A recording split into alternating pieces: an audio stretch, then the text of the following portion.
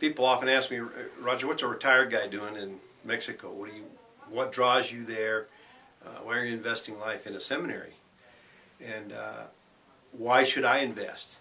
And I often think of one of the first students I had when I came here to teach. His name was Jose Juan Rios. Jose Juan is from a Catholic family, well, actually, nominal Catholic, as we would say. They hardly went to church. Pretty much secular humanist in their outlook, but they let Jose Juan participate in a soccer league led by this crazy missionary with a tank top, that wore tank tops. His name was Mike Shine. And of course, when he got to hanging out with the Christian kids, he started to go to church. He became a believer. He was helping in the youth group. And when Jose Juan graduated from high school, he wasn't sure what he wanted to do. His brothers, two of his brothers, had gotten jobs. He couldn't get a job. He couldn't decide what school he wanted to go to.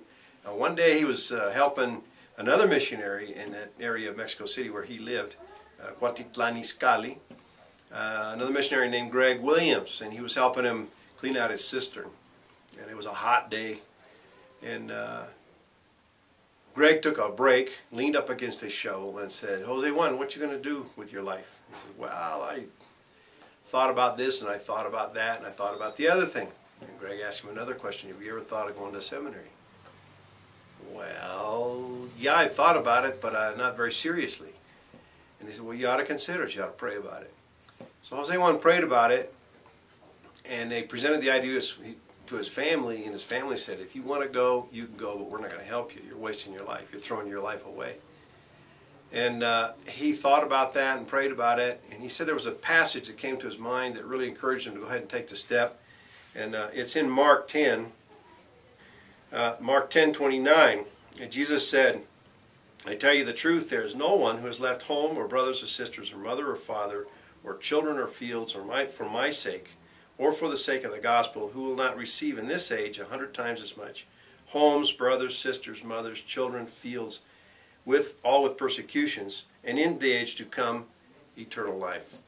And Jose Juan grabbed onto that, came to the seminary. Of course, he had no help, so we had to find him scholarships. That's why it's important that we have people to give us a hand with that sort of thing, because most of our students are from first-generation Christian homes and non-Christian homes. And so anyway, a year after his first year was over, he had made formalized a noviazgo. He had a girlfriend whose father was a graduate of the seminary and was a pastor in Ensenada. And Jose Juan went home.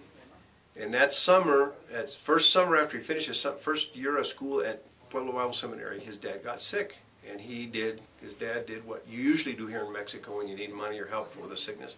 You go to your relatives. Well, none of the relatives would help. So he was desperate. He couldn't work. He couldn't pay for the medical bills. He was very sick. And Jose Juan's girlfriend, Gaby, talked to her father in Ensenada.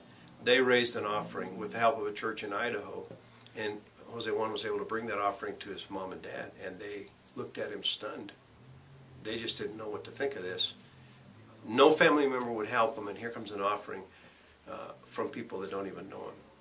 A week later, the church in Cuautitlán Izcalli, with the help of Hill Country Bible Church in Texas, in Austin, Texas, brought another offering, and his mom and dad were stunned. And they were in tears, and they asked Jose Juan, why are these people doing this? They don't even know us. And Jose Juan said, "That's because that's the way the church is." He says, "Are you ready to hear the gospel?" They didn't want anything to do with the gospel. They didn't want anything to do with Christianity until that moment. And Jose Juan was at that moment able to share the gospel with them, and they trusted Christ. And so he actually did get his mom and dad back. Months later, in December, 9 of those family members who refused to help him were at the house, and his dad shared the gospel with them. And that is the kind of thing that motivates me to stay here. That's what motivates me to come here. That's what motivates me to invite people to invest in what we're doing here. God bless you.